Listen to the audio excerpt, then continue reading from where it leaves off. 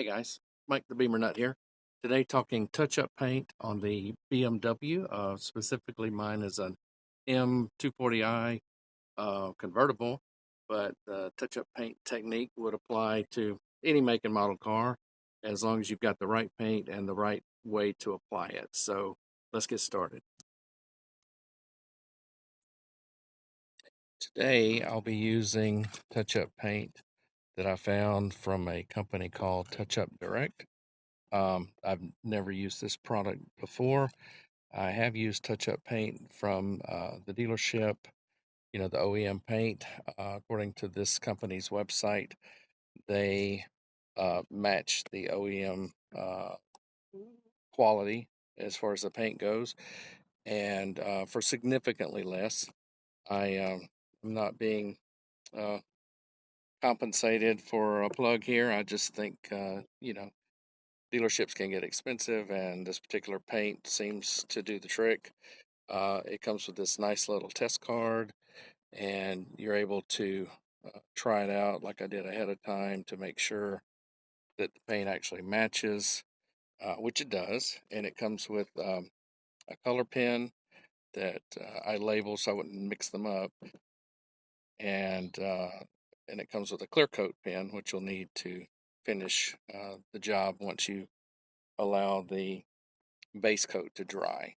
So, looking at my car, I pre-identified some spots that I really didn't like. I know it's minor, but not when you're a Beamer nut or a car fanatic like I am. So, but this spot here was actually touched up by the car dealer. It was a used car when I bought it, and they were not a BMW dealership, so they did not put the true color, which is Estoril Blue, uh, from the manufacturer on here. They just touched it up with some uh, less than great paint uh, that did not match the color. And then here is actually a blemish. I'm not sure if it's possible to see it very well. Let me try this angle. Um, where I had my windshield replaced, and the people that replaced the windshield, their machinery did that when they were installing the glass.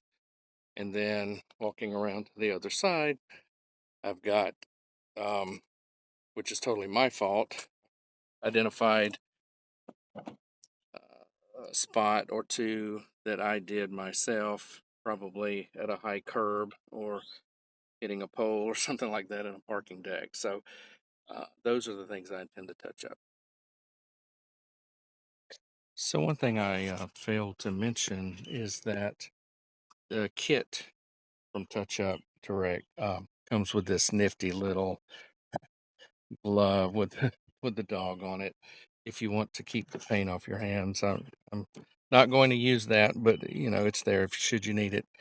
Um, each pin, sorry, I'm zoomed in to get to work, but each pin has a chisel tip and a brush tip. Whichever one you want to use is totally up to you. I find that they work well for different applications. I went ahead and tried a few more color samples on the test card to make sure that it matches.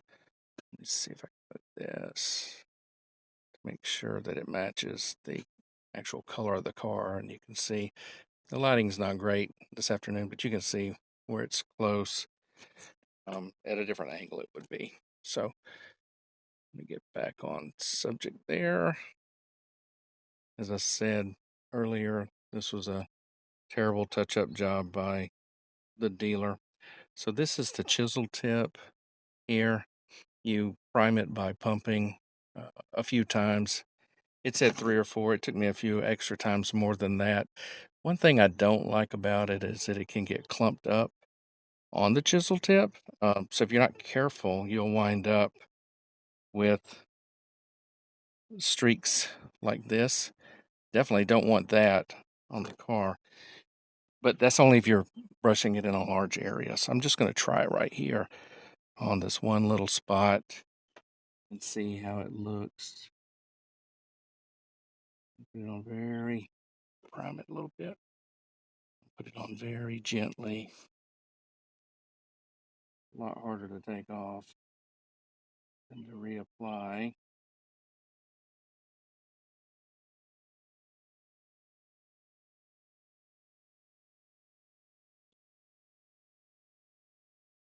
You can always put more on as well.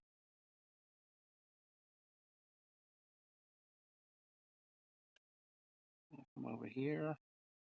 That one. We'll let that dry and see what it looks like.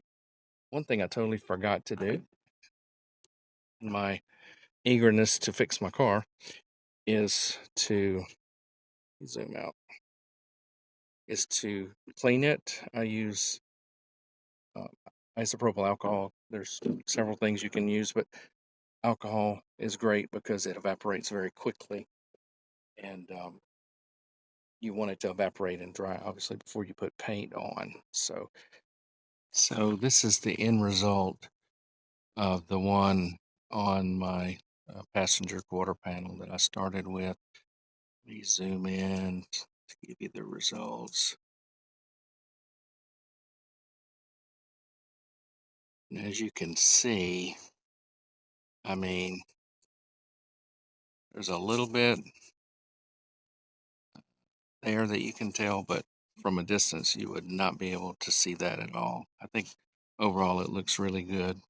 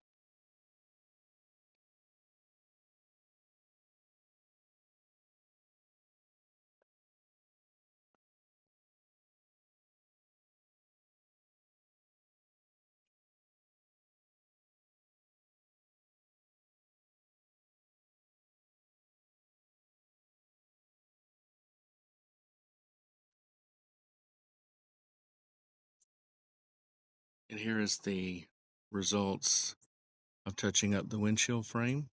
As you can tell, um, looks pretty good.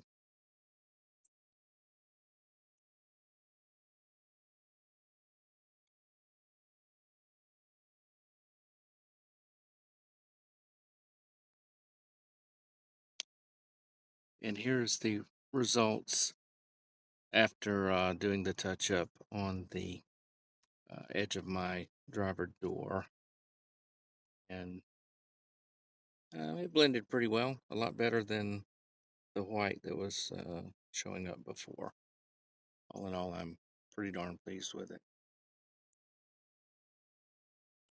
And that's it, folks. A DIY paint touch-up with minimal expense and some pretty darn good results. So have at it and happy motoring.